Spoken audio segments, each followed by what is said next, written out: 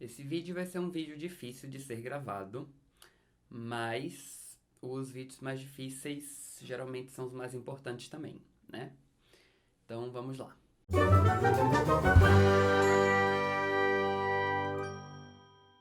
Este vídeo é um vídeo que eu estou querendo gravar já faz algum tempo para comentar sobre questões ligadas à saúde mental na universidade. E é uma discussão que eu fui adiando um pouquinho para poder falar, um pouco porque esse tema é um tema meio sensível para mim, porque eu ainda estou na universidade, sentindo a minha saúde mental todo dia um pouquinho mais devastada. Só que aí nas últimas semanas eu meio que senti que não dava para adiar muito mais, porque algumas coisas aconteceram que me deram vontade de trazer isso à tona, porque eu acho que é um bom momento. Uma primeira coisa foi uma campanha que foi puxada por alunos da Universidade Federal de Viçosa, que foi a campanha Não é Normal, falando um pouco sobre questões ligadas à saúde mental dentro da universidade. A campanha compartilhou uma série de relatos de estudantes falando de questões de saúde mental dentro da universidade, e como eu estudei na Federal de Viçosa, eu meio que me identifiquei um pouco com aqueles relatos ali, e eu fiquei muito tocado pelas coisas que foram divididas pelas pessoas, porque eu sei que aquilo é uma realidade bem concreta, assim. Essa é uma campanha que também já aconteceu na UFRJ, que é a universidade onde eu estudo hoje, eu faço meu doutorado lá. E eu lembro também de me identificar muito com as questões que foram trazidas na campanha na época em que eu vi. Só que essa primeira campanha ficou um pouquinho mais restrita ali na UFRJ mesmo, e a da UFV nessas últimas semanas ganhou um pouco mais de visibilidade, saíram algumas notícias a respeito, e aí nessa onda de comentários e discussões, eu achei que era bacana fazer um vídeo falando sobre isso para poder movimentar o debate mesmo. Mas mais ainda, as duas últimas semanas foram semanas em que essa questão da saúde mental gritou um pouco, porque a gente viu casos graves que aconteceram em algumas universidades brasileiras e casos que estão sendo recebidos com o mais completo e absoluto silêncio. Nas últimas 3 semanas, nós tivemos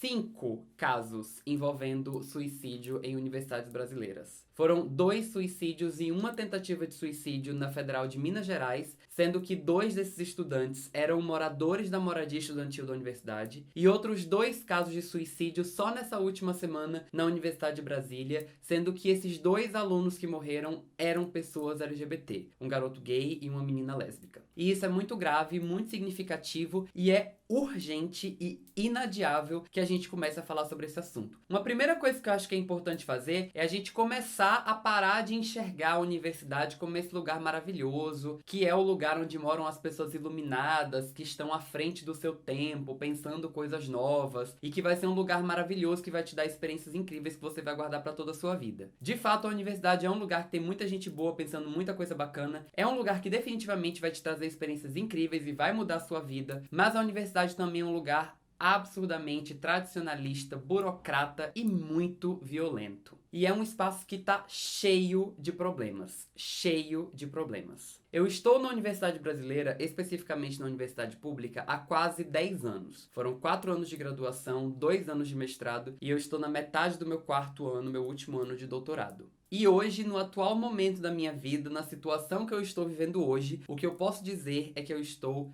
exausto. E eu tô numa situação de exaustão não é só porque eu estou há 10 anos ininterruptos na universidade, mas é porque a universidade é exaustiva e desgastante mesmo. E eu tenho consciência de que isso não é só comigo quando eu vejo que a reclamação da exaustão é a reclamação mais recorrente entre as pessoas que eu conheço que estão na universidade. Inclusive as pessoas que estão lá na graduação que acabaram de começar sua vida acadêmica. Diga-se de passagem, essa campanha Não é Normal, ela foi mobilizada principalmente por alunos de graduação. Na pós-graduação, apesar dos problemas serem até mais pesados às vezes, esse tema é ainda mais silenciado. A gente não fala sobre saúde mental na pós-graduação. A gente está preocupado só com prazo ali para poder entregar dissertação, tese e artigo para publicar, e é um negócio bizarro, assim. A gente tá com a nossa saúde mental ferrada, mas a gente não tem tempo de falar sobre isso porque a gente tá preocupado dando conta de trabalho que vai ferrar ainda mais a nossa saúde mental. Mas enfim, indo com mais calma aí na discussão, acho que dá pra gente falar dessas realidades aí aos pouquinhos. Comecemos por ela, a nossa querida e nem sempre tão amada graduação. Acho que o problema mais marcante, assim, na graduação é que você tem que lidar com uma quantidade absurda de professores que acham que só eles existem e que você só tá fazendo a disciplina deles ali e mais nada na sua vida. Eu já ouvi ouvi de um professor na graduação a seguinte frase: para mim, o dia de vocês tem que ter 30 horas, e dessas 30 horas, 35 tem que ser dedicadas às atividades da minha disciplina. Então, assim, eu não tô falando de professores que são exigentes, que cobram, que exigem que você cumpra bem as atividades da disciplina. Eu tô falando de professores que extrapolam todos os limites e que fazem exigências que vão além do possível. E aí a gente começa a ter uma rotina que a gente não faz mais nada da nossa vida a não ser cuidar das atividades que a universidade exige. E assim, isso não é saudável. E é bizarro que a gente comece a falar disso como se fosse uma coisa assim, normal. E mais do que normal, a gente às vezes fala disso como se fosse necessário, importante para a nossa formação. E aí um outro problema que a gente tem na universidade, para além do excesso de trabalho, é também a situação de abuso de poder de muitos professores que fazem questão de tornar a sua vida mais difícil porque,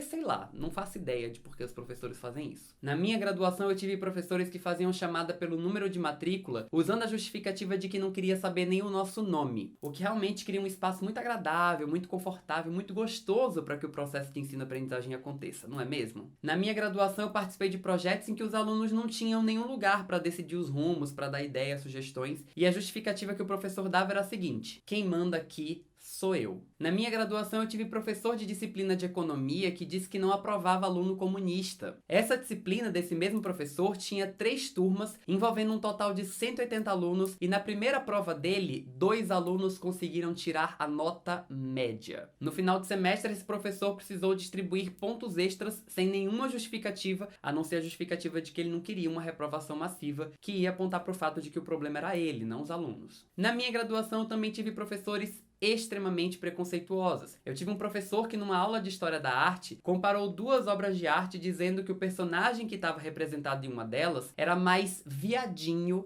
que o personagem que estava representado na outra. Eu tive professor que fez comentários racistas, eu tive professor que fez comentários machistas, e eu nunca passei por uma situação de assédio, mas eu tenho certeza absoluta que as minhas colegas mulheres passaram. Como que é possível sobreviver nesse espaço? A mensagem que a universidade manda pra gente muitas vezes é que o nosso lugar não é nela. E aí não são raros os casos dos estudantes que se sentem menores, menos competentes, menos capazes de estar ali ocupando aquele espaço. Mas aí, a duras penas, depois de anos, se você não desistiu, você consegue pegar o seu diplominha e se formar. E aí o que você faz? Você vai para a pós-graduação.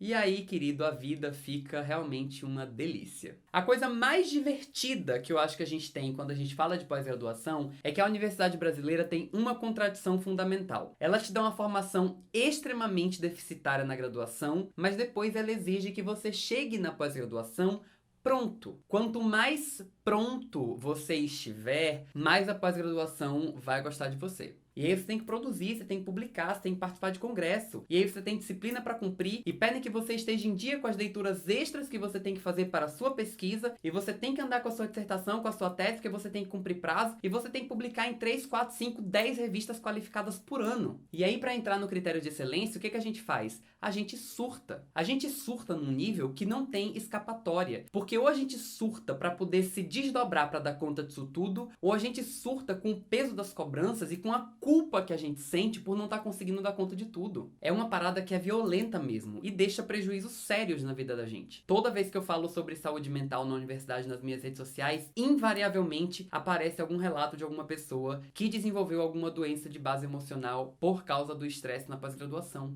Eu desenvolvi na época do meu mestrado uma gastrite nervosa que me acompanha até hoje e que até hoje ataca justamente em dias que eu tenho atividades importantes no meu programa de pós-graduação. Na fase final da escrita da minha dissertação, já nas vésperas da defesa, eu emagreci quilos e eu não dormia, eu não comia direito. E eu lembro que eu saía das reuniões de orientação chorando porque eu tava com o texto atrasado e a minha orientadora achou que um bom jeito de me incentivar era fazer terror psicológico comigo, dizendo que o meu texto tava ruim e me ameaçando de não conseguir defender em tempo. E não parou por aí. No começo do meu doutorado, além de todas as exigências com trabalho e tudo mais, eu também tive problemas sérios com a minha família e por conta disso eu quase desenvolvi depressão e a minha produtividade caiu completamente. E eu não conseguia falar sobre isso no meu programa de pós-graduação. Até havia uma sensibilidade ali em relação a algumas coisas, eu entreguei trabalhos depois do prazo e não tive problema com isso, mas as coisas que me diziam em relação a isso era quase que um apagamento em relação ao meu emocional. Um dia um professor veio me perguntar o que estava acontecendo, e quando eu falei que eu estava tendo problemas com a família, principalmente por conta da minha sexualidade e por conta da minha militância, o professor respondeu que se eu não me expusesse tanto nas redes sociais, que talvez esse problema não tivesse acontecendo. Quer dizer, basicamente ele pôs a culpa em mim, me sugeriu assim sutilmente voltar pro armário e me disse que eu tinha que me concentrar no que era mais importante, que no caso não era a minha saúde mental nem a minha relação com a minha família, era entregar os meus trabalhos no prazo.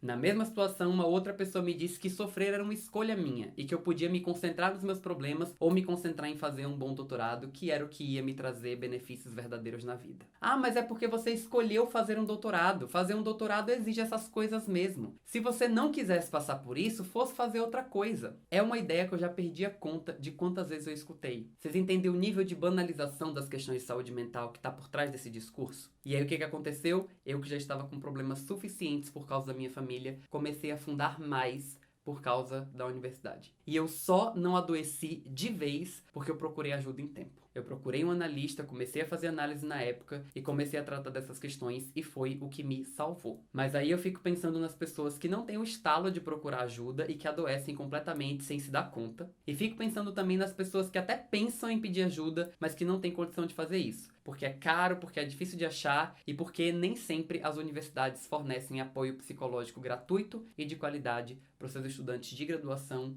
ou de pós-graduação. É uma realidade muito difícil e muito violenta. Isso não é normal. Estudantes, professores, pesquisadores, servidores estão todos adoecendo na universidade. Essa é uma discussão absurdamente necessária e muito urgente. A gente precisa começar a discutir questões de saúde mental na universidade, numa discussão que seja feita com seriedade, com qualidade, com profundidade e envolvendo toda a comunidade acadêmica. Não só estudantes, mas também professores, servidores, pesquisadores e todo mundo que está envolvido nas questões de burocracia e principalmente de elaboração de políticas estudantis dentro da universidade. Essas questões são de ordem institucional. Tem alguma coisa muito errada no próprio funcionamento, na própria dinâmica da universidade. Eu até mencionei casos aqui de professores, de orientadores e tudo mais, mas na maioria dos casos eu nem atribuo responsabilidade direta a essas pessoas. Até porque, com algumas exceções, eram todas pessoas muito dedicadas, muito comprometidas, muito bem intencionadas e pessoas com quem eu tive sempre excelentes relações. Acontece que eram pessoas que de alguma forma respondiam a essa cultura institucional, porque eram pessoas que também estavam pressionadas por prazos, por burocracias, por exigências excessivas e que acabam passando isso adiante e em muitos casos naturalizando isso também. Existem professores que se aproveitam da posição que eles estão? Existem. Existem casos de abuso de poder? Existem. Mas aí que tá. Quando eu digo que a questão é institucional, é que se a instituição não tivesse carregada de problemas, se a instituição em si mesma não desse espaço para essa quantidade de abusos, essas pessoas não teriam o comportamento que elas têm. Nesse caso, a primeira coisa que a gente precisa discutir é como a própria cultura da universidade, a própria cultura da academia contribuem diretamente para o sofrimento emocional e psíquico das pessoas que estão envolvidas com ela. O que a gente precisa questionar é a lógica que está na CAPES, no CNPq, nas reitorias, nas pró-reitorias, é a lógica que está na base dos critérios de avaliação, dos prazos, da exigência enorme por produtividade. É disso que a gente precisa falar, dando foco em todo o prejuízo excessivo que isso causa. O debate que a gente precisa levantar é o debate de que a gente tem plenas condições de produzir conhecimento de qualidade, que a gente tem condição de produzir conhecimento de excelência, sem precisar acabar com a saúde mental das pessoas que estão na universidade brasileira. Preocupação com saúde mental precisa ser uma política estudantil e uma política pública. Porque do jeito que as coisas estão acontecendo, não tá ok, não tá tudo bem e definitivamente não é normal. Não é normal professores fazerem exigências sobre-humanas. Não é normal você duvidar de si mesmo ou se sentir menos inteligente por não conseguir acompanhar outras discussões. Não é normal você se sentir menos capaz por não conseguir dar conta de todas as tarefas que te pedem. Não é normal professores te fazerem se sentir menos inteligente ou menos capaz. Não é normal ficar ansioso ou ter medo de se posicionar em sala de aula, seja para colocar as tuas opiniões, seja para tirar dúvida. Não é normal não ter tempo para comer ou para dormir porque você tá sobrecarregado de trabalho. Não é normal você ter que abrir mão da sua vida social por causa do excesso de atividade da universidade. Não é normal você se sentir mal ou se sentir culpado por resolver tirar um tempo para passar com a sua família, com seu namorado ou com seus amigos. Não é normal que professores, colegas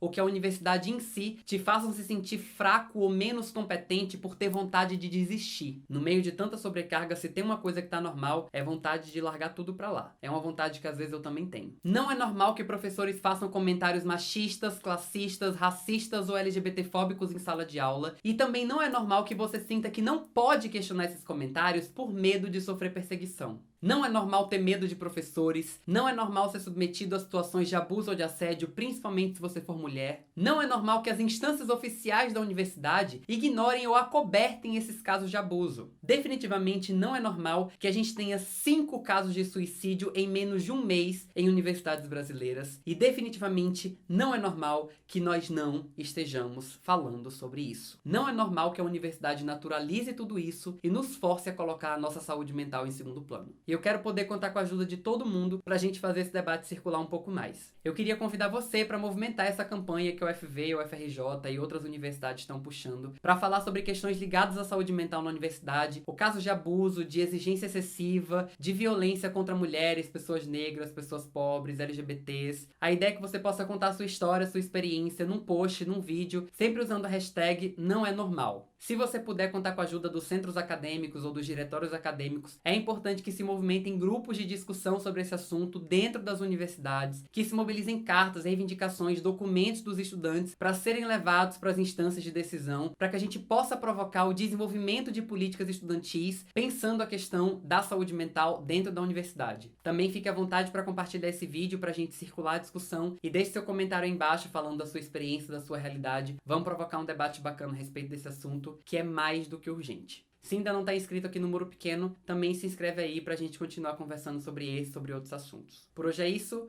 um beijo enorme pra todo mundo e a gente se vê no próximo vídeo aqui no Muro Pequeno. Até lá, tchau, tchau.